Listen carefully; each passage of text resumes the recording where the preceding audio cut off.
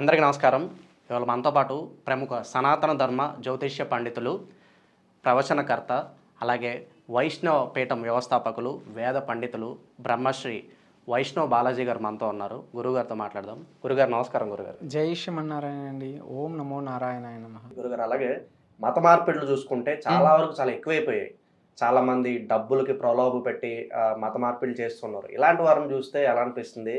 మరి హిందువుల్లో ఐకమత్యం రావాలన్నా సరే, సనాతన ధర్మం యొక్క భావన ఏదైతే బలంగా ఏర్పడాలంటే మరి ఏం చేయాలంటారు? సాధారణంగా అండి, ఎప్పుడైతే ఈ బ్రిటిష్ వాళ్ళు మన భారతదేశంలో అడుగుపెట్టి ఉన్నారో అప్పటి వరకు భారతదేశం అనేది ఎంతో పవిత్రమైనది. అంటే ఇప్పుడున్నటువంటి యువత ఎవరున్నారో 200 సంవత్సరాల ముందుకు జరిగింది ఇప్పుడున్న యువతకు తెలీదు. అప్పుడు పాఠ్యపుస్తకాల్లో రాసిండేది ఇప్పుడు మనం వింటూ ఉన్నాం. మనకు తెలియనటువంటి చరిత్ర ఎంతో ఉంది.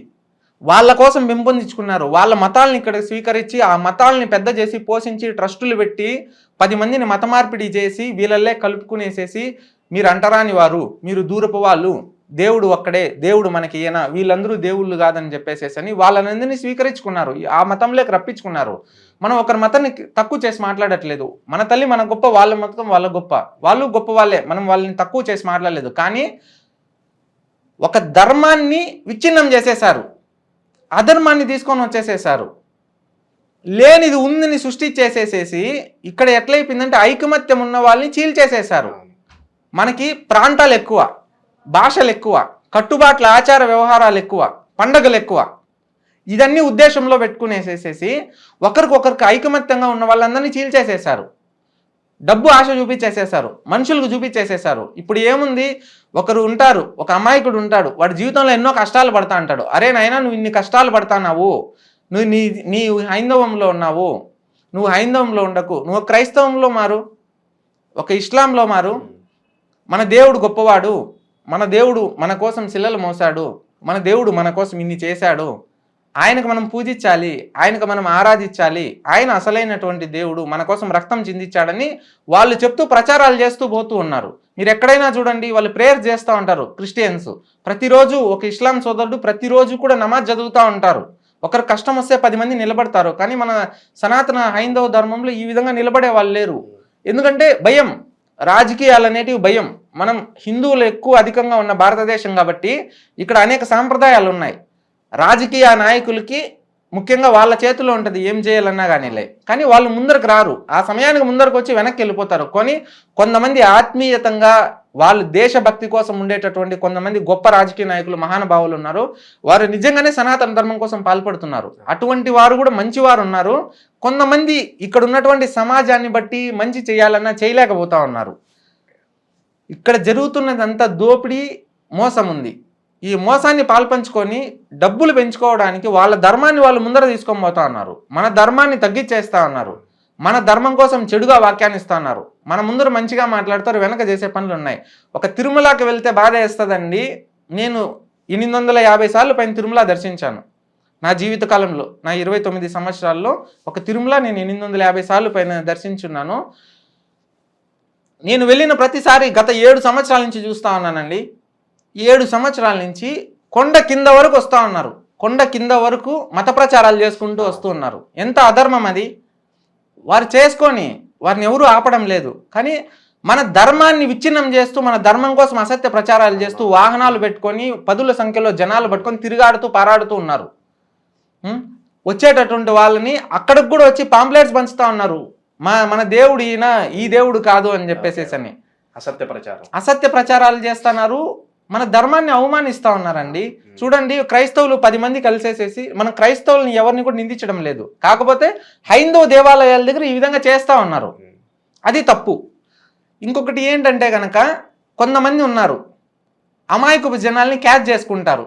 ఇప్పుడు ఎవరైతే తక్కువ కులాలలో ఉన్నారో, ఎస్సీ కానీ ఎస్టీ కానీ, ఈ మైనారిటీలు, వీళ్ళనందరినీ ఉద్దేశంలో పెట్టుకొని వారందరినీ వచ్చేసేసి మీకు ఇది లేదు, అది లేదు, మీకు దేవుడు ఈయన, మీకు ఇట్లా ఉంటే కనుక, అంటే ఇప్పుడు చెప్తున్నానండి, ఇక్కడ కులాలకి పెద్దపీట వేసి రాజకీయాలు చేస్తున్నారు. ఒకప్పుడు కులం అనేది కేవలం వారు చేసే పనిని బట్టి ఉండేది.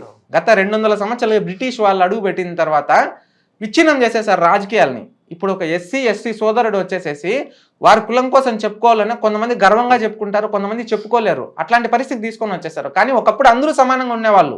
ఒక్కొక్కరు చేసేటటువంటి పని ఒక్కొక్క విధంగా ఉండేది అప్పట్లో ఉన్నటువంటి వారు. వీళ్ళు ఏం చేసేసారంటే అట్లాంటి అమాయకపు జనం దగ్గర పోయేసేసి వారిని ప్రలోభ పెట్టేసేసి వాళ్ళకి మాయ కల్పించేసేసి మీకు కొంచెం డబ్బులు ఇస్తాము, మీ కష్టాలు తొలగిస్తామని చెప్పేసేసి అని 10 మంది కలిసి ప్రచారం చేసి ఒకరిద్దరు ముగ్గురిని టెస్టిమోనియల్ చూపించి వీళ్ళ జీవితాలు ఇలాగ మారాయి, మీరు ఇలాగ మారాలని ప్రేయర్స్ అలవాటు చేసేసేసి ప్రతిరోజు భగవంతుని ధ్యానించాలని చెప్పేసేసి అని వాళ్ళకి మంచి వాక్యాలు చెప్పేసేపటికి మన ధర్మంలో మన కోసం చెప్పేటటువంటి వాళ్ళు ఎవరు లేరు. ఎవరో కొంతమంది సాధారణ వరకు పోరు. మన వాళ్ళు హైందత్వం సనాతన ధర్మం కోసం ప్రచారం చేసేటటువంటి వారు జమ్మూ కాశ్మీర్ నుంచి కేరళ వరకు ఒక్క నాయకుడు చేసేటటువంటి వాళ్ళు ఎవరు లేరు. ఏదో రాష్ట్రంలో మహానుభావులు ఒకరో ఇద్దరో చేసుకుంటూ పోతూ ఉన్నారు. ఇట్లా ఏవైతే ఉన్నాయో వారు అది క్యాష్ చేసుకున్నారు, వాళ్ళ మతాలను పెంచేశారు. ఎక్కడో ఒకరిద్దరితో స్టార్ట్ అయ్యేది ఇవాళ 10 కోట్ల మంది పైన క్రైస్తవులు అయిపోయారంటే ఇక్కడ అఖండ భారతదేశంలో హైందవులు ఉన్న వాళ్ళు ఎంత మత ప్రచారాలు జరుగుతున్నాయో ఒకసారి ఆలోచించండి. పవిత్ర పుణ్యక్షేత్రాల దగ్గర దేశంలోనే అతి పవిత్రమైన తిరుమల పుణ్యక్షేత్రం దగ్గర మనకి అక్కడ సాక్షాత్తు నేను వెళ్ళానండి. నేను భగవంతుని సేవ కోసం చేస్తూ అన్నదాన కార్యక్రమం చేపిస్తుంటే కొండ కింద మెట్లు మార్గంలో అక్కడి వరకు వచ్చారు పాంప్లెట్స్ పంచుకుంటా అండి. అంతుంది ఎందుకంటే వాళ్ళు ఐకమత్యంగా ఉన్నారు. వాళ్ళు చేస్తున్నది తప్పు అని కూడా చెప్పలేం. కాకపోతే మన ప్రచారం దగ్గర మన మతాన్ని అగౌరవపరిచి మన భక్తుల్ని వారి భక్తులకు మార్చడం అది తప్పు అంటున్నాను. మత ప్రచారం అనేది తప్పు. గురుగారు, అలాగే ఈ మత మార్పులు ఎప్పుడూ కూడా కేవలం హిందువులే వేరే మతాల్లోకి మారుతూ ఉంటారు. ఎందుకని వేరే మతాల వాళ్ళు హిందువుల్లోకి కన్వర్ట్ అవ్వరంటారు? ప్రధానమైన కారణం ఏదన్నా ఉందంటారు? ఎందుకంటే అండి హిందువులకి విశ్వాసాలు ఎక్కువ. కష్టం వచ్చినా తట్టుకోలేరు, నష్టం వచ్చినా తట్టుకోలేరు. వాళ్ళు పరిస్థితి అనుగుణంగా పోతూ ఉంటారు. రాత్రి ఒక విధంగా ఉంటారు, పొద్దున్నే ఒక విధంగా ఉంటారు. ఎందుకంటే వీళ్ళని ప్రలోభ పెట్టే వాళ్ళు ఎక్కువ. వీళ్ళందరూ కూడా ఒక తాటిపైనే ఉంటారు. ఒకరు నమ్మారంటే ప్రాణం ఇచ్చేస్తారు. వీళ్ళు ఒకరు నమ్మితే ప్రాణం పెట్టేస్తారు, గుడ్డిగా వెళ్ళిపోతారు ముందరికి. ఆ విధంగా ఉన్నటువంటి అమాయకుల్ని ఇద్దరి మధ్య అన్నదమ్ముల్ని విడదీయడం, అమ్మ కొడుకుల్ని నాన్న కొడుకుల్ని విడదీయడం, ఈ విధంగా ఒక సమాజాన్ని వర్గకాన్ని కులాలను విడదీయం, ఇవంతా ఇప్పుడు రాజకీయ నాయకులు చేస్తూ ఈ విధంగా ఒకరికొకరు దూరం అయిపోతూ ఉండటంలో వీళ్ళు ఇవన్నీ క్యాష్ చేసుకున్నారు.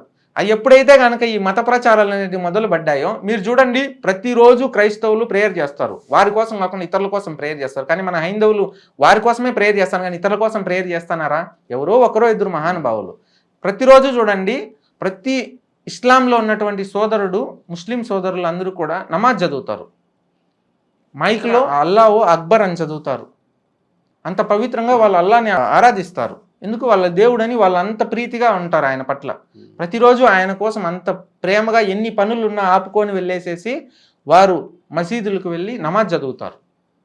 వారి ఆచారాలని వారు పాటిస్తారు. 100% వాళ్ళ ఆచారాలను వాళ్ళు పాటిస్తారు. అది ఇస్లాం మతంలో ఉన్నటువంటి ధర్మం. అది వారు గౌరవంగా భావిస్తారు. వాళ్ళ ఆచారాలను వారు కట్టుబాట్లని వారు గౌరవిస్తారు, పెద్దలకు గౌరవిస్తారు. కానీ మన హైందవంలో అది లేదు, ఐకమత్యం లేదు. వారందరూ ఐకమత్యంగా ఉంటారు. ఒకరు కష్టం వస్తే 10 మంది నిలబడిపోతారు 10 ఊర్లలో. ఒక హైందవునికి ఒక కష్టం వస్తే రాదు. మొన్న ఎవరో చూశానండి, సాధారణంగా 1 year 1.5 year బ్యాక్ ఇయరో అయ్యప్ప స్వామి మాలధారంలో ఉండేసేసి అయ్యప్ప స్వామిని అవమానించారు.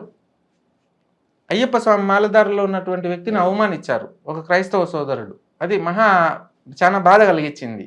రీసెంట్గా కూడా ఒక చిన్నపిల్లాడు అయ్యప్ప మాల వేసుకుని స్కూల్కి వెళ్తే మాల వేసుకుని స్కూల్ రాకూడదని చెప్పి ఆ చిన్నపిల్లాడిని వెనక్కి చూడండి. మన హైందవ ధర్మంలో ఎంత ధర్మం ఉందంటే, ఒక మాల సాధారణమైనటువంటి వ్యక్తి కాషాయం ధరించి ఒక మాల ధరిస్తేనే తనని ఒక స్వామిలా గొలుస్తాం. అంటే ఒక మాల ధరిస్తేనే ఎంత ధర్మం ఉంది. తను పడుకునే స్థలం మారిపోతుంది. చాప మీద పడుకుంటాడు, బెడ్ మీద పడుకునేవాడు చాప మీద పడుకుంటాడు. తినేటటువంటి తిండి కాస్త భిక్ష అయిపోతుంది. భగవంతుని పట్ల భక్తి భావన పెరిగిపోతుంది, ఆధ్యాత్మిక చింతన వెళ్ళిపోతుంది. వాళ్ళ శరీరంలో ఉన్నటువంటి అన్ని నాడుల్లోనూ భగవంతుడు ఏర్పడి ఉంటాడు. భగవంతుని నామస్మరణ చేస్తుంటారు. అంత పవిత్రమైన వాళ్ళని అవమానిస్తూ ఉన్నారు. చెప్తున్నాం కదండి, ఇప్పుడు ఇంగ్లీష్ మాట్లాడేవాడు గొప్పవాడు, ధర్మం కోసం చెప్పేటటువంటి వాడు చెడ్డవాడు. మన మూలాలని మన బీజాలని అన్నిటినీ కూడా నశింపజేసేశారు. ఎప్పుడైతే ఈ పాశ్చాత్య కల్చర్ టెక్నాలజీ పెరుగుతూ వచ్చిందో అన్నీ విచ్ఛిన్నం అయిపోతూ వచ్చాయి. మనిషి జీవితకాలం 100 ఏళ్ళ నుంచి తగ్గిపోతా 1000 సంవత్సరాలు ఉండేటటువంటి ఒక కాలంలో మళ్ళీ 120, 130 ఉండేవాళ్ళు. ఇప్పుడు ఈ కాలంలో బీపీలు, షుగర్లు, లేనిపోని జబ్బులు, సాధారణమైనటువంటి వ్యక్తి ఒక 60-70 ఏళ్ళు బతికితే చాలు నాయన అనే స్థాయికి వచ్చేసేసారు. ఈ మత ప్రచారాలు ఎక్కువ జరుగుతాయండి. దీన్ని అరికట్టాలి. ఈ గవర్నమెంట్ ఆఫ్ ఇండియా ఏదైతే ఉందో కేంద్ర ప్రభుత్వం కానీ రాష్ట్ర ప్రభుత్వాలు కానీ ఖచ్చితంగా పెట్టాలండి. మన సనాతన ధర్మాన్ని లేకపోతే మనం రక్షించుకోకపోతే గనక రానున్నటువంటి ఇప్పుడు బాగానే ఉందండి. ఇప్పుడు తల్లిదండ్రులు కనీసం ఇప్పుడున్నటువంటి సమాజంలో ఏ విధంగా ఉన్నారండి, ఒక స్త్రీకి అమ్మ నువ్వు ఈ విధంగా వస్త్రధరణ చేసుకోవాలంటే అప్పుడే వాళ్ళు రూల్స్ మాట్లాడతారు. అంటే చెప్తున్నాను, ఒక పురుషుడు నాయన నువ్వు ఈ విధంగా బ్రతుక్కోవాలరా, మంచిగా ధర్మంగా ఉండాలి, కుటుంబానికి బాధ్యతగా ఉండాలి, అమ్మా నాన్నని చూసుకోవాలి, వచ్చేటటువంటి సమాజం పట్ల కానీ భక్తిభావంతో ఉండాలి, నువ్వు ఈ విధంగా బతకాలని చెప్పినావు అనుకో, వాళ్ళందరూ ఇట్లా ఉన్నారు నేను ఇట్లా భేదభావం చూపిస్తారు, వాళ్ళని వేరే వాళ్ళతో పోల్చుకుంటున్నారు. అంటే ఫ్రీడమ్ కోసం మాట్లాడుతున్నారు. ఒక స్త్రీని మనం గౌరవంగా, మన భారతదేశపు స్త్రీకి ఎంతో పవిత్రం ఉంది, వాళ్ళు కట్టేటటువంటి చీర కట్టు బొట్టుకి అంత పవిత్రంగా ఉంది. అసలు మన ఎక్స్పోజింగ్ అనేది లేదండి మన సాంప్రదాయంలో. అంత పవిత్రం, మన అమ్మని దేవతని మనం ఎంత కొలుస్తామో ఒక స్త్రీని అంత గౌరవింపజేస్తాం. అట్లా ఒక మంచి విషయం చెప్పినా కానీ చెడు తీసుకుంటున్నారు. ఇది వాళ్ళ తప్పు కాదు, ఆ స్త్రీల తప్పు కాదు, పురుషుల తప్పు కాదు, తల్లిదండ్రుల పెంపకం తప్పు. మొక్క పుట్టినప్పటి నుంచి దాన్ని మనం పెంచే రీతిలో ఉంటుంది, మనం చూసుకునే విధానంలో ఉంటుంది, మనం పోషించే విధానంలో ఉంటుంది. సరైన మార్గంలో నడిపించేటటువంటి వాళ్ళు లేరు. ఈ విధంగా పాశ్చాత్యం అనేది ఎక్కువ అయిపోయింది, అధర్మం అనేది ఎక్కువ అయిపోయింది, మత ప్రచారాలు ఎక్కువ అయిపోయినాయి. వీళ్ళన్నీ అట్రాక్ట్ అయిపోతున్నారు. ఇప్పుడు చూడండి, వీళ్ళందరూ బయట సంస్కృతులు, మనది మంగళసూత్రం ధరించి కమ్మలు పెట్టుకొని ముక్కు పుడక పెట్టుకొని గజ్జలు వేసుకొని కట్టుబుట్ట కుంకుమ ఆచరణతో జడ వేసుకొని పూలు పెట్టుకొని ఒక స్త్రీ ఎంత అందంగా ఉంటుందండి. చూడ్డానికి 2 చేతులు నమస్కరించాలి అనిపిస్తుంది. మన సాంప్రదాయం అది. అన్ని మతాలు ఎప్పుడైతే ముందు వచ్చేసేసాయో ట్రెడిషన్ మారిపోయింది, వస్త్రధరణ మారిపోయింది, పాశ్చాత్య కల్చర్లోకి వెళ్ళిపోయారు. తెలుగు మాట్లాడితే అవమానం అయిపోతూ ఉంది. ఆ ఆంగ్ల పదాలు 2 నేర్చుకుంటే అది గొప్ప అయిపోతా ఉంది. ఇప్పుడు ఈ విధంగా ప్రచారాలు ఎక్కువ చేసుకుంటారండి. పల్లెలు ఎంచుకుంటున్నారు, పల్లెల నుంచి పట్టణాలకు వస్తున్నారు, పట్టణాల నుంచి పెద్ద నగరాలకు వస్తున్నారు, పెద్ద నగరాల నుంచి మళ్ళీ ఎక్కువ మంది అత్యంత ప్రాంతం సిటీలకు వస్తున్నారు, సిటీల నుంచి రాష్ట్రాలు వెళ్తున్నారు. వాళ్ళు ఒక బలమైనటువంటి నిర్మాణం చేసేసుకున్నారు. మన ప్రతి గ్రామంలో సనాతన ధర్మాన్ని నిలబెట్టాలంటే ఖచ్చితంగా గవర్నమెంట్ అనేది రానున్న తరాలకి, ఇప్పుడున్న వాళ్ళకి మంచి చెప్తే వినేవాళ్ళు లేరు. ఒక 100 సంవత్సరాలు 200 సంవత్సరాలు వదిలేస్తే భవిష్యత్తుకి అనేది చాలా ఘోరం అయిపోతుంది. ఒకప్పుడు ఇట్లా ఉన్నారంట అయ్యా అని చదువుకోవాల్సి వస్తుంది. ఇప్పుడు తెలీదు. మన సనాతన ధర్మం అనేది ఎప్పటిదో కొన్ని లక్షల సంవత్సరాల క్రితం, ఇప్పుడు వచ్చిన ధర్మాలు ఇప్పుడు పుట్టినటివి. 1000 సంవత్సరాలు, 2000 సంవత్సరాలు, 3000 సంవత్సరాలు. మనం ఆ ధర్మము గొప్పదే, మనం వాళ్ళని తప్పు మాట్లాడట్లేదు.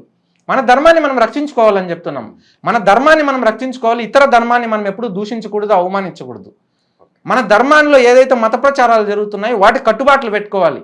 కొంతమంది పెద్దలు ముందుకు రావాలి, సమాజ హితం కోసం ఉండేటటువంటి ధార్మికులు ముందరకు రావాలి, అందరూ ఐకమత్యం కావాలి, రాజకీయ నాయకులు దానికి చేయుతో తోడ్పాటు ఇవ్వాలి. హైందవులు ప్రతి రామ మందిరంలో కూడా ఒక మైక్ పెట్టి, ప్రతి గ్రామంలోనూ రామ మందిరం ఉంటుంది, హనుమాన్ మందిరాలు ఉంటాయి, ప్రతి ఒక్క దగ్గర కూడా వచ్చేసి మైక్లో జై శ్రీమన్నారాయణ, జై శ్రీరామ, ఓం నమ శివాయ అని ఓంకార ధ్వనులు వినిపించాలి. ప్రతిరోజు ఉదయాన్నే శ్లోకాలు స్తోత్రాలతో మొదలవ్వాలి. ప్రతి దగ్గర గోమాత గోసేవ చేయాలి. ఇప్పుడు అనేక ప్రదేశాల్లో గోవులన్నీ తిరుగుతూ ఉన్నాయి, గోవధ ఎక్కువ జరుగుతూ ఉంది. భారతదేశంలో ఒక్క రోజుకి మీరు చెప్తే నమ్మరు, జమ్మూ కాశ్మీర్ నుంచి కేరళ వరకు ఉన్నటువంటి 29 రాష్ట్రాలలో ఒక్క రోజుకి 10,000 పైన గోవులు కోసేస్తా ఉన్నారు, గోవధ చేసేస్తున్నారు. మనం పవిత్రంగా భావించేటటువంటి, మన కళ్ళ ముందరే మనం చూస్తూ ఉన్నాం, పవిత్రంగా భావించేటటువంటి గోవుని, ముక్కోటి దేవతల్ని, ఒక సనాతన ధర్మం మూలాన్ని మనం కోస్తూ ఉంటే చూస్తూ ఊరుకుంటున్నారు, ఏం మాట్లాడట్లేదు. చూసేవాడే మాట్లాడకపోతే, పెద్ద పొజిషన్, ఒక స్థానంలో ఉన్నటువంటి, ఒక రాజు పరిస్థితిలో ఉన్నటువంటి వారే మాట్లాడకపోతే మనం ఏం సాధారణమైన వ్యక్తి ఏం చేయగలుగుతాడండి? అట్లా ఎవరైనా ముందరకు వచ్చినా తొక్కేస్తారు, ఇతర మతాల వాళ్ళు తొక్కేస్తారు. ఇక్కడ ఉన్నటువంటి కొంతమంది తమ రాజకీయ పరంగా కానీ తమ చేసేటటువంటి పనులకు అడ్డు వస్తారని చెప్పేసేసాను కానీ తమ సలాభ కోసం కూడా తొక్కేస్తారు. ఈ విధంగా మన మతాన్ని అణిచివేస్తా ఉన్నాండి. ప్రతి గ్రామంలో, ప్రతి పట్టణంలో అనేక గోవులు తిరుగుతున్నాయి. అటువంటి గోవుల్ని కాస్త గోశాలలో కొంతమంది పెట్టి నిర్బంధించేసేసి వ్యాపారాలు చేస్తూ ఉన్నారు. రోడ్లపైన తిరిగే గోవులు ఒక్కొక్క గ్రామానికి ఒక్కొక్కటి పంపించండి. భారతదేశంలో ఎన్ని వేల లక్షల విలేజెస్ ఉన్నాయి, పల్లెటూర్లు ఉన్నాయి. నేను కూడా విన్నాను, మీరు ఎవరన్నా గోవులు ఎవరన్నా పెంచుతారంటే కనుక మీరు కూడా ఉచితంగా గోవులను అయితే వారికి ఇస్తూ ఉంటారు. అవునండి, చాలా మంచి విషయం. నేను నా జీవిత కాలంలో 6,000 గోవుల పైన పెంచానండి. 6,000 గోవుల పైన పెంచాను. నాకి 14 సంవత్సరంలో జ్ఞానోపదేశం చేశారు మా గురువుగారు, మహాధర్మాత్ములు. వారికి రూపం అనేది లేదు, వారు ఇప్పటికీ ఉన్నారు. వాళ్ళు 1000 సంవత్సరాల పైన ఉంటుంది. నేను తిరుమల వెళ్ళాను, నాకు 14 సంవత్సరాల వయసులో. నన్ను కన్ని పెంచిన తల్లిదండ్రులు వేరు, నాకు దత్తత తీసుకున్నటువంటి తల్లిదండ్రులు వేరు. అప్పటిదాకా నేను సాధారణంగా ఉన్నాను. కానీ నాకు 4 వర్షం నుంచి కూడా నాకు భగవంతుడు అంటే చాలా ప్రీతి ఎక్కువ. తెలియదు, నేను ఎక్కడ పడితే అక్కడ చెప్పులు వదిలేసేవాడిని రోడ్లో పోయేటప్పుడు, చిన్న వయసు నుంచి కూడా. కనిపించిన రోడ్లో ఎక్కడ దేవుడు కనిపించినా షాప్స్ బయట కానీ లేకపోతే గుడి దగ్గర కానీ చేతులు ఎత్తి ముక్కునేవాడిని. ఎవరు పెద్దవాళ్ళు కనిపించినా కాళ్ళు ముక్కునేవాడిని. నేను అందరిలా కాకుండా ప్రతిరోజు దేవుని కోసం సాయంకాలం అయితే గుడి దగ్గర పోయి కూర్చునేవాడిని. గుడి బయట భిక్షాటన చేసేటటువంటి వాళ్ళతో కలిసి తిరిగేటటువంటి వాడిని, గుళ్ళోపల పూజారులతో కలిసి తిరిగేటటువంటి వాడిని, అక్కడ జరిగే ఉత్సవాలు చూసేటటువంటి వాడిని, పూజా పద్ధతులు, గోసేవ, గజసేవ, అశ్వసేవ ఇవన్నీ చూస్తూ పెరిగాను. నేను పుట్టినటువంటి నుంచి నాకు ఏదో తెలియని నాలో ఒకటి ఆ విధంగా అనేది భక్తిభావం అనేది ఏర్పడిపోయింది. కానీ నాకు 14 సంవత్సరాలు ఉన్నప్పుడు నేను తిరుమల వెళ్ళినప్పుడు తిరుమల అలిపిరి 1022వ మెట్టు దగ్గర ఒక అద్భుతం జరిగింది. అంటే ఎవరో వచ్చారు, ఏదో కట్టి రూపంలో ఇచ్చారు, నాయన ఇది ఎత్తి అన్నారు, అది పట్టుకున్నాను. నాకు అనేది స్పర్శ అనేది పోయింది. ఎప్పుడు ఇది 14 ఇయర్స్ బ్యాక్ చెప్తాను. నాకు 14 ఇయర్స్ ఉన్నప్పుడు, ఇప్పుడు నాకు 29 ఇయర్స్, అంటే 15 ఇయర్స్ బ్యాక్ చెప్తాను. అనేది 15 సంవత్సరాల క్రితం జరిగినటువంటిది. అప్పుడు నన్ను ఎక్కడికి తీసుకెళ్లారో తెలీదు. ఏదో పెద్ద పెద్ద అడవులు ఉంది, ఏదో చక్రం తిరుగుతూ ఉందండి. అది విష్ణు సుదర్శన చక్రము. చక్రం మటుకు తిరుగుతుంది. పాము, పిల్లి, ముంగిసు, పులి, నక్క, కుక్క, పంది, అశ్వము, ఆనె అన్నీ కలిసికట్టుగా ఉన్నాయి. నెమలి, ఇట్లా అనేక జీవజంతు రాశులు అన్నీ కలిసి ఒక కూడలిలో ఉన్నాయి. అందరూ కలిసి ఉన్నాయి. వారు ఏం చెప్తున్నారు సంస్కృతంలో నాకు అర్థం కాలేదు. నేను వారి దగ్గర కేవలం అంటే నాకు తెలిసిన సమయంలో అర్ధగంట మటుకే ఉన్నాను. కానీ బయట వచ్చి చూస్తే 17 రోజులు గడిచిపోయింది. 17 రోజులు జరిగిపోయింది. అంటే దైవ కాలం వేరు, మనుష్య కాలం వేరు, గురువు కాలం వేరు, సిద్ధుడు కాలం వేరు. వారి జీవిత కాలాలు. ఇప్పుడు జంతువు ఎన్ని సంవత్సరాలు బతుకుతుందండి? మానవుడు ఎన్ని సంవత్సరాలు బతుకుతాడు? ఒక వృక్షం ఎన్ని సంవత్సరాలు జీవితకాలం ఉంటుంది? ఆ విధంగా వారి జీవన కాలం అనేది మన మానవులు సాధారణంగా 100 ఏళ్ళు ఉంటే వాళ్ళు 100 సంవత్సరాలు ఉంటాయన్నమాట. వాళ్ళ దగ్గర నేను గడిపిన 30 నిమిషాలు వచ్చేసి తరువాత ఇక్కడ 17 రోజులు అయిపోయింది. నాకు ఆశ్చర్యమైంది. ఏం చెప్పారో నాకు తెలీదు. నేను అవన్నీ పాటించలేదు. ఏదేదో చెప్పారు ఏమో. నాకు అప్పుడు అంత జ్ఞానం లేదు. మంత్రోపదేశం చేసి పంపించారు. తర్వాత నన్ని స్వీకరించడానికి ఎవరో పుణ్యాత్ములు, మైసూరు వాళ్ళది, అప్పాజీ వాళ్ళది, శ్రీనివాసులు వారి పేరు, బ్రాహ్మణులు, అప్పవారు పెళ్లి చేసుకున్నారు. వాళ్ళ నాన్నగారు ఎవరైతే ఉన్నారో, అంటే మా తాతాజీ గారు, అప్పగారు అంటే నాన్నగారు, వాళ్ళు పరమ వైష్ణవ భక్తులు, విష్ణుదేవుని ఉపాసకులు. తర్వాత అమ్మగారు పార్వతీపురం వాళ్ళది, ఆంధ్రప్రదేశ్ విజయనగరం పార్వతీపురం ఉంది కదండి, విజయనగరం జిల్లా. పద్మావతి అమ్మవారు వారిది వచ్చేసేసేసి వీరు బ్రాహ్మణులు, వీరు వచ్చేసి పరమ భక్తులు. వాళ్ళ తండ్రి గారు, వీళ్ళిద్దరికీ ఒక గురువు ఉన్నాడు తిరుమలంలో, శేషాచలంలో ఒక పెద్ద ఆయన గురువు ఉన్నాడు. ఆయన సిద్ధపురుషుడు. వారిద్దరూ ఈ విధంగా వాళ్ళకి ఎప్పటి నుంచో విష్ణు మందిరం కట్టాలని ఎప్పటి నుంచో కోరిక ఉంది, ఎంతో కోరిక ఉంది. వాళ్ళు వందల గోవుల్ని సాకుతూ ఉన్నారు. సంపాదించింది మొత్తము దాన ధర్మాలు చేస్తూ ఉన్నారు. ఎక్కడికి వెళ్ళినా కానీ హోమాలు యజ్ఞాలు చేయించడం, 10 మందికి అన్నం పెట్టడము వాళ్ళకి అదే ఆచారము. వాళ్ళకి భక్తి భావం తప్పిస్తే ఏం తెలియదు, ఎవరితో తిరిగేటటువంటి కాదు. వాళ్ళ బిడ్డలకి ఆవిడికి 14 సంవత్సరాల్లో, ఈయనకు 18 సంవత్సరాల్లో పెళ్లి చేశారు. వీళ్ళిద్దరిని కలిపి, అంటే అక్కడ ఎవరు గురు ద్వారా వాళ్ళని వీళ్ళని పెళ్లి చేశారు. ఇది యాదృచ్ఛికంగా జరిగింది.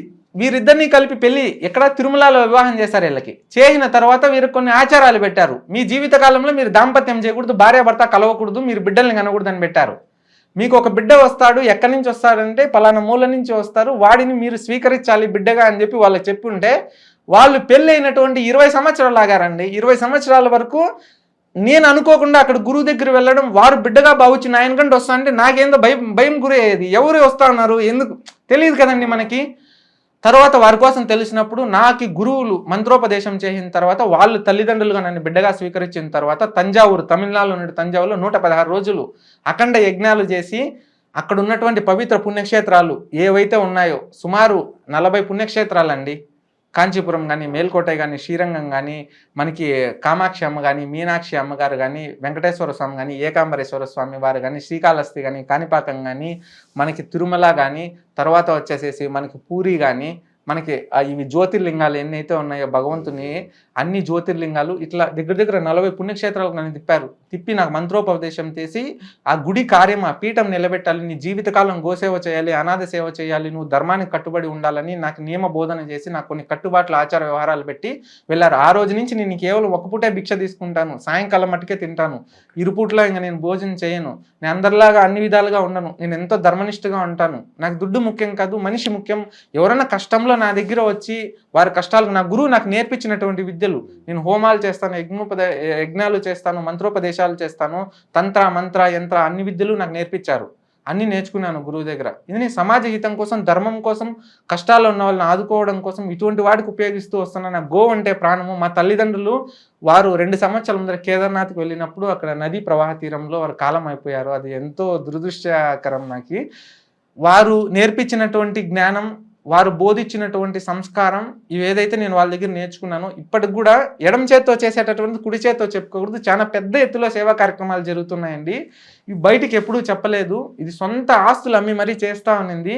సుమారు 100 మంది అనాథ పిల్లలకి ఆశ్రయాల్లో ఇప్పుడు కూడా మా తల్లిదండ్రులు సంపాదించినటువంటి ధనంతో ఇప్పటికి కూడా ఆస్తులు అమ్మి మరి వారి జీవితకాలం వాళ్ళకి తిండికి కూడిని విద్యను పెట్టారు. సుమారు వారి యొక్క శక్తి సామర్థ్యాలతో ఒక 1200 గోవుల్ని 6000 గోవులు చేయగలిగానండి. నాకు ఒక అలవాటు ఉంది. నేను ఎప్పుడైనా కానీ నేను 30 దేవతల్ని ఆరాధిస్తాను. ఉదయం లేచినప్పటి నుంచి, బ్రహ్మముహూర్తంలో ఉదయం లేచినప్పటి నుంచి, సూర్య నమస్కారాలు చేసినప్పటి నుంచి నేను నిత్య నారాయణ నామస్మరణ చేస్తూనే ఉంటాను. నాకు మంత్రోపదేశం చేసినప్పటి నుంచి నాకు గత జన్మలు, పునర్జన్మలు, ఈ కాలచక్రము, కర్మచక్రము, ఈ తంత్ర మంత్ర యంత్ర విద్యలు ఎప్పుడైతే నాకు నేర్పించారో, ఇవన్నీ తెలుసుకున్నానో, అజ్ఞానం ఏంటి, జ్ఞానం ఏంటి, దైవతత్వం ఏంటి, మానవతత్వం ఏంటి, సమాజం ఏంటి అని ఎప్పుడైతే మా గురువుగారి దగ్గర నుంచి నేర్పించారో అప్పటి నుంచి నేను ఈ గోసేవ చేయడం ఆరంభించాను. ఈ గోసేవ ఎప్పటి నుంచి అయితే నేను చేస్తూ వచ్చానో, నా చేత్తో ఒక గోవుని ఆడ పెడితే 10 గోవులు అయిపోతా ఉన్నాయి తెలియకుండానే. ఎన్నో గోశాలు, ఎన్నో రోడ్లో తిరిగేటటువంటి గోవుల్ని తీసుకెళ్లేసి గోశాలకు వెళ్ళేటటువంటి గోవుల్ని అడ్డుకొనేసేసి ఎందరో మంది రైతులకి రామ మందిరాల దగ్గర ఇచ్చాను. ఎందరో మంది తల్లి పాలేనటువంటి వారికి ఇచ్చాను. నేను స్వతహాగా సొంతంగా కొన్ని లక్షలకి గోవులు కొనుక్కొని తక్కువ మొత్తంలో 10,000కి 5,000కి కొనుక్కొని వచ్చేటటువంటి పిల్లల్ని ఎవరైతే సాక్కుంటారనే వాళ్ళకి ఇచ్చాను. దాదాపుగా 680 గోవులను దానం ఇచ్చానండి నేను సుమారు 4 రాష్ట్రాలలో. నేను ఎక్కడికి వెళ్ళినా నన్ను ఎంతో గౌరవంగా వాళ్ళు సత్కరిస్తారు వెళ్ళిన తర్వాత. కాకపోతే నేను ఎక్కడా ప్రచారం అనేది చేసుకోలేదు. నేను ఎవరికీ తెలియదు. నేను ఈ ప్రపంచంలో చాలా చిన్నవాడిని, ఒక గొప్ప లక్ష్యంతో ఉన్నవాడిని. సమాజంకి మంచి చేయాలి, సనాతన ధర్మాన్ని ముందరికి తీసుకెళ్ళాలి. మన మూలాలని, మన గోమాతని మనం రక్షించుకోగలిగితే, గోవధన ఆపేసేస్తే ఆ రోజుకి బీజం పడిపోతుంది. ఏ రోజైతే హిందువుల యొక్క ధర్మం, 30 దేవతలు ఆరాధించేటటువంటి దేవత ఎవరైతే గోమాత ఉన్నారో, ఆ గోమాతని వధించకుండా ఏ రోజైతే మనం ఆపగలుగుతామో, జమ్మూ కాశ్మీర్ నుంచి కేరళ వరకు ఏ రోజు ఆపగలుగుతామో, ఆ రోజు మన హైందవ ధర్మం, సనాతన ధర్మం అనేది వెలుగు చెందుతుంది. అప్పుడు మనం మత ప్రచారాలను కట్టేయగలుగుతాం. అన్య మతాలని మన మతాన్ని ఆకర్షించకుండా చేయగలుగుతాం. ధర్మాన్ని నిలపగలుగుతాం. మన ధర్మాన్నే మనం నరికి చంపుతూ ఉంటే చూస్తూ ఊరుకుంటూ దద్దమ్మల్లా కూర్చొని ఉన్నాం. ఇప్పుడు నిజంగా చెప్తున్నాను, చాలా బాధ వేస్తుందండి. చూస్తే కంట్లో నీళ్ళు గారుతాయి. ఒక గోని కోసి ఎట్లా తినేస్తారండి? వాళ్ళ ధర్మం వాళ్ళకి చెప్పింది అంటారు. వాళ్ళ ధర్మం వాళ్ళ గొప్పదే, మన ధర్మం మన గొప్పదే. కానీ వాళ్ళపైన పోరాటం చేసేదానికి మన వాళ్ళు సిద్ధంగా లేరు. ఎవరూ సిద్ధంగా లేరు. ఎవరో పుణ్యాత్ముడు వస్తాడు, వాళ్ళని అణిచివేస్తారు, వాళ్ళని మాట్లాడనీరు. వాళ్ళ ప్రాణానికి ముప్పు. ఎందుకంటే మతాల కోసం మాట్లాడింది చిన్న విషయం కాదు, ఇది చాలా పెద్ద విషయం. ఇది చాలా సెన్సిటివ్ టాపిక్. శత్రువులు ఎక్కువైపోతారు. ఆ శత్రువులు జయించడానికి ఒక బలం ఉండాలి, ఒక బలగం ఉండాలి. ఒక్కడు యుద్ధానికి పోతే ఎవడు నిలబడలేడు. 10 మంది గుంపుగా యుద్ధానికి పోతే తాడో పేడో తేల్చుకొని ప్రాణాన్ని సైతం పోతుందో వస్తుందో యుద్ధ భూమిలో దిగితే జయమో అపజయమో, కానీ ఆ యుద్ధ పోటు వీరత్వ లక్షణం అనేది బయటపడుతుంది. కానీ ఇవి ఎవరు చేయడానికి ముందు లేరు. ఎప్పుడైతే గోమాతని వధించకుండా ఎప్పుడైతే నిలబడతారో అప్పటి నుంచి గోమాతని మాంసం అనేది ఎక్కడా కొయ్యకుండా, గోని వధించకుండా ఎప్పుడైతే గో పూజలు చేయడం మొదలు పెడతారో, సనాతన ధర్మాన్ని పాటించే వాళ్ళందరికీ నేను ఒకే విషయం అండి చెప్పేది. ప్రతి ఒక్క గ్రామంలోనూ రామ మందిరం ఉంది. ఊరిలో ఒక 30 ఇండ్లు ఉండే ఊరు ఉంది, 100 ఇండ్లు ఉండే ఊరు ఉన్నాయి, 200 ఇండ్ల ఊరు ఉన్నాయి. ఒక గోవుని మీ మందిరానికి తెచ్చుకోండి. ప్రతి మందిరంలోనూ ఒక మైక్ పెట్టండి. ప్రతిరోజు శ్లోకాలని, స్తోత్రాలని ఉదయాన్నే సాయంకాలం 6 గంటలకి, అంటే ప్రదోష కాలం అయిన తర్వాత మీరు ఒక పూట అయినా కానీ లేండి, శ్లోకాలను, స్తోత్రాలను చెప్పండి, భగవన్ నామస్మరణను తెలియజేయండి. అందరూ ఐకమత్యంగా చేయండి, గోమాతకు పూజ చేయండి. మన ధర్మం కోసం కూడా ఒకరి కష్టంలో ఉంటే ఇంకొకరి కోసం పూజను చేయండి, భజనలు పెట్టండి, మన దేవుని కోసం చాటి చెప్పండి, 10 మందితో కలిసి ముందుకు వెళ్ళండి. ఈ మానవ జన్మాన్ని మీరు సార్థకత చేసుకోండి, మన ధర్మాన్ని రక్షించండి. ఎక్కడైనా గోవధ జరుగుతూ ఉంటే ఆపండి, మీకు వీలైనంత వరకు. ఒక్కడు ఏం చేయలేడు, ఎక్కడ కూడా 10 మంది కలిసి చేయాలి. నన్ను ఎంతమంది తొక్కారండి, కొంతమంది పేర్లు చెప్పను, ఎమ్మెల్యేలు మా ప్రాంతంలో రాయలసీమలో 4 ఎమ్మెల్యేలు తొక్కారు. ఎప్పుడు 7 ఏళ్ళ ముందర. చాలా మంది నేను చేసే సేవా కార్యక్రమాలు ఇట్లా చేయలేను ముందరకు పడ. నేను చాలా చిన్నవాడిని, నాకు కూడా ఎవడు జనం లేదు. చేయాలనుకునేసేసి వెళ్ళినప్పుడు ఆ విధంగా అప్పుడు నేను ఒకటే తెలుసుకున్నా అండి, మనం ఒక్కరే ఏం చేయలేం. కానీ నా వైపుగా నేను ఏదైతే నా తల్లిదండ్రులు నాకు జన్మనిచ్చినందుకు, నేను విద్యలు నేర్చుకునేందుకు, ఈ సనాతన ధర్మానికి నేను ఏదైనా చేయాలి, ఆ భగవంతుని నేను ఏదైనా చేయాలి. భగవంతునికి ఇచ్చేటటువంటి పెద్దవాళ్ళం మనం కాదు, కానీ అక్కడ జరుగుతున్నటువంటి తప్పుని నా వరకు నేను ఎంతవరకు ఖండించగలుగుతానని నేను చూసుకున్నాను. అందుకోసం అప్పటి నుంచి నేను బలమైన నిర్ణయం తీసుకున్నాను, గోమాతను నేను పూజించాలి, గోసేవ చేయాలి. ఇప్పుడు 11 గోశాలను నేను నిర్వహించానండి. 11 గోశాలను నిర్వహించాను, ఇప్పటికీ నిర్వహిస్తూ ఉన్నాను. ఒక దగ్గర ఇప్పుడు నా దగ్గర ప్రస్తుతానికి 680 గోవులు ఉన్నాయండి, 6 ప్రాంతాల్లో ఉన్నాయి. నేను ఆ గోవులన్నింటినీ పూజ చేసుకుంటూ ఏదో చిన్నగా నాకున్నంత స్థాయిలో, నేను పెద్దవాడిని కాదు, ఆర్థికంగా చిన్నవాడిని, నాకున్నటువంటి శక్తిలో నేను చేయగలిగిన విధానంలో ఆ భగవంతుని సేవ చేసుకుంటూ, ఎవరికైనా కావాల్సిన వాళ్ళు గోవు అడిగినప్పుడు నేను 100 మందికి దానంగా ఇచ్చాను. ఇప్పటికి కూడా ఎవరైనా పిలిచినా, ఏదైనా సదస్సు జరిగినా, గోమాత కోసం మాట్లాడినా, సనాతన ధర్మం కోసం మాట్లాడాలన్నా, ఎవరైనా ఏదైనా కష్టంలో ఉన్నా, తాంత్రిక మాంత్రిక పూజలు చేసి ఎవరైనా పీడితంలో ఉన్నా, ధర్మం కోసం ఏదైనా మంచి కార్యం చేయాలని నేను నిలబడుతూ ముందు పోతూ వస్తున్నాను. ఈ జన్మని నాకు నా తల్లిదండ్రులు ఇచ్చినందుకు ఈ ధర్మం కోసం నేను సార్థకత చేసుకొని 10 మందికి నేను మంచి చేయాలి. ఈ చరిత్రలో నాకంటూ ఒక అధ్యయనం అనేది ఉండాలి. మన ధర్మాన్ని మనం నిలబాలి. మన ధర్మాన్ని మనం ఎప్పుడు నిలబడతామంటే, అన్యమతాలను ఎప్పుడు కట్టడి చేయగలుగుతామంటే, మచ్చ ప్రచార బోధకాలను ఎప్పుడైతే ఆపగలుగుతామంటే, మనందరం ఏకతాటిపైకి రావాలంటే ప్రతి గ్రామంలోనూ ఒక రామ మందిరంలో ఒక మైక్ పడాలి. ప్రతి గ్రామంలోనూ రామ మందిరంలో శ్లోకాలు స్తోత్రాలు చెప్పాలి. ఊర్లో ఉన్నటువంటి వాళ్ళు పిల్లా జల్లా అందరూ ఏకమవ్వాలి. అందరూ భగవంతుని పట్ల ఆరాధనగా ఉండాలి. ఒక పల్లెటూరులో మొదలైతే ఆ పల్లెటూరు నుంచి, మారుమూల పల్లెటూరులో మొదలైతే ఆ పల్లెటూరు నుంచి గ్రామానికి మార్చొచ్చు, ఆ గ్రామం నుంచి మనం మండలానికి మార్చొచ్చు, మండలం నుంచి నియోజకవర్గానికి మార్చొచ్చు, నియోజకవర్గం నుంచి మనం జిల్లాకు మార్చొచ్చు, జిల్లా నుంచి రాష్ట్రానికి మార్చొచ్చు. అదంతా సాధన అనేది 10 మందిలో ఐకమత్యం రావాలి. మాట్లాడేటటువంటి వాళ్ళు వీరులు బయటికి రావాలి. ధర్మాన్ని నమ్ముకునేటువంటి ధర్మకర్తలు ముందుకు రావాలి. భయం, ఏమన్నా మాట్లాడాలంటే భయం, ఏ పక్క నుంచి ఏ ముప్పు వస్తుందో. ఎందుకంటే ఒంటరిగా పోరాటాలి మన హైందవంలో. మిగతా వాళ్ళైతే అన్ని మతాల్లో వాళ్ళకి మాట్లాడే వాళ్ళు, ఎవరు కష్టం వస్తే 10 మంది మాట్లాడే వాళ్ళు ఉన్నారు. ఇటువంటి వారి కోసం అనేది అందరూ ముందరుకున్నారు. ఇట్లా ఈ విధంగా నడుస్తూ ఉందండి. మన ఎవరైతే గోసేవ చేయగలుగుతారో, గోవులు ప్రతి గ్రామంలో నిలబడతాయి. రోడ్లో తిరిగేటటువంటి గోవులు తీసుకొని పల్లెల్లో పెట్టండి. ఒక్కొక్క రోజు ఒక్కొక్కరు సాయం అయినంత గడ్డి కోసుకొని వచ్చేయండి, లేకపోతే వాటికి కడుపు నిండా భోజనమే పెట్టండి. ఇదే విధంగా సాకాలనే లేదు కదా. గోవధ చేయనీయకుండా ఆపండి. ఎప్పుడైతే గోవధ ఆగుతుందో అప్పటి నుంచి మన హైందత్వం అనేది, సనాతన ధర్మం విలువలు అనేది ముందుకు పోతూ వస్తూ ఉంటాయి. మన ఆధ్యాత్మికంగా ఎదుగుతాం. మనం శరీరాన్ని పెంచుకునేసేసేసి పుట్టినప్పటి నుంచి చచ్చేంత వరకు ఏ విధంగా అయితే మార్పు చెందుతూ ఉంటామో, మనలో శరీరంలో ఉన్న మనకి ఇంద్రియాలు ఏవైతే ఉన్నాయో జ్ఞానాన్ని పెంపొందించుకుంటూ ఉండాలి. గోసేవ చేసిన వాడు ఎవడైతే ఉన్నాడో వానికి మరలా పుట్టేటటువంటి యోగ్యం ఉండదు. అంత పవిత్రమైనది గోసేవ. సనాతన ధర్మం అనేది అంత పవిత్రమైనది. సనాతన ధర్మంలో మానవ రూపం ఎవరు చెంది ఉంటారో అదే పెద్ద విషయం. దాని వెలకట్లేనటువంటిది. అంత ధర్మంలో మానవ జన్మలో పుట్టినంటే వాడు ఎన్ని జన్మలు పుణ్యం చేసి ఉండాలి.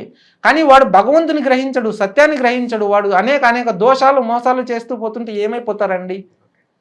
వారిని వారు గ్రహించరు. అందుకు నేను ఈ సమాజాన్ని మార్చలేమని చెప్పి నా ఉద్దేశం పూర్వకంగా నేనేదో నాకు చేతనైనంత గోవులను రక్షిస్తూ గోమాత నేను నమ్ముకొని ముందరకు పోతూ వస్తూ ఉన్నానండి. ఆ గోమాత నేను ఒకటే కోరుకుంటా ఉన్నాను, నా జీవితకాలంలో ప్రతి గ్రామంలో ఈ శరీరం విడిచేసే కన్నా మునుపు ఒక రామమందిరం దగ్గర, ఒక శివాలయం దగ్గర, ఒక గంగమ్మ తల్లి గుడి దగ్గర, ప్రతి దగ్గర కూడా గోవుని, గ్రామానికి ఒక గోవైనా ఉండాలి. దేవతలుగా పూజలు చేస్తూ ఆరాధిస్తూ ఉండాలి. ఎప్పుడైతే గోమాతని 10 మంది వెళ్ళి పూజ చేస్తూ ఉంటారో, అక్కడ గోవధ జరుగుతూ ఉంటే వీళ్ళు వెళ్ళి అక్కడ అడ్డుపడతారు, భయపడతారు జనాలు. మనం ఒకరికి ఇచ్చేస్తా ఉన్నాం, సరిహద్దులు దాటి చెల్లిపోతున్నాం. ఒక్కరోజు కేరళకి ఎన్ని గోవులు పోతాయి తెలుసునండి? కేరళ నుంచి ఒక నెలకి ఎన్ని టన్నులు వెళ్తా ఉంది తెలిసిన గోమాంసం అనేది? అరబ్ దేశాలకు వెళ్తూ ఉంది. ఎంత టన్నులు వెళ్తూ ఉందో తెలిసిన అండి? చిన్న విషయం కాదు.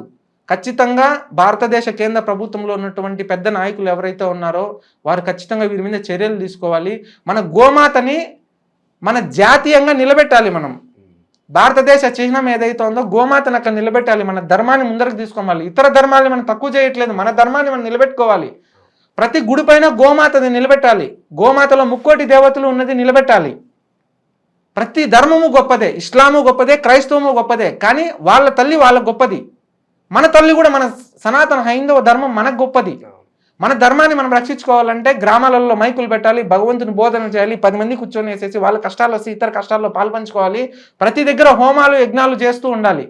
ఎక్కడైతే యజ్ఞాలు హోమాలు గోసేవ జరుగుతూ ఉంటుందో గ్రామం నుంచే మార్పు మొదలవ్వాలి. ప్రతి గ్రామంలో ఉన్నారు. ఇప్పుడు ఆర్ఎస్ఎస్లో చాలా మంది ఉన్నారు, బజరంగ దళంలో ఉన్నారు, ఇంకా అనేక గురువులు, యోగులు, సిద్ధులు, భగవంతుని పట్ల ఎందరో ప్రవచనకర్తలు, ఎందరో ధర్మాత్ములు, ఎందరో మంది స్వాములు, ఎందరో మంది పీఠాధిపతులు, ఎందరో మంది భగవంతుని వాక్షాతారంతో 10 మందికి మంచి చేయాలనుకుంటే గొప్ప దైవచింతనార్థకులు, వీళ్ళందరూ ఏకతాటి పైన రావాలి. అందరూ వచ్చినప్పుడు ఒక గ్రామాన్ని మార్చగలిగితే 10 మంది 10 జాగాల్లో 10 గ్రామాలు మార్చగలిగితే బలమైనటువంటి శక్తి ఏర్పడుతుంది. 10 మంది వచ్చినారంటే 100 మందిని కొట్టేటటువంటి శక్తి ఏర్పడుతుంది మనకి. ఒక్కడే వెళ్తే ఎవడూ చేయలేడండి. యుద్ధ భూమిలో ఒక్కడు వెళ్ళి ఎవడూ ఏమీ చేయలేడు. మీకు ఏదైతే ఈ పోరాటం చేస్తున్నారో ఈ పోరాటంలో మీకు ఎంతోమంది సహాయపడాలని చెప్పి కోరుకుంటున్నాము. ఎన్నో మంచి విశేషాలు అయితే తెలియజేశారు. అలాగే సనాతన ధర్మం కోసము, గో సంరక్షణ కోసము మీరు చేసే ఈ సేవ ఏదైతే ఉందో ఎంతో స్ఫూర్తిదాయకం. మీరు ఇలాగే ఎన్నో మంచి సేవా కార్యక్రమాలు మున్ముందు చేయాలని చెప్పి మనస్ఫూర్తిగా కోరుకుంటున్నాం గురుగారు. ధన్యవాదాలు. జై శ్రీమన్నారాయణ అండి. సర్వే జన లోక సంసుఖినో భవంతు. గోవిందాయ నమః.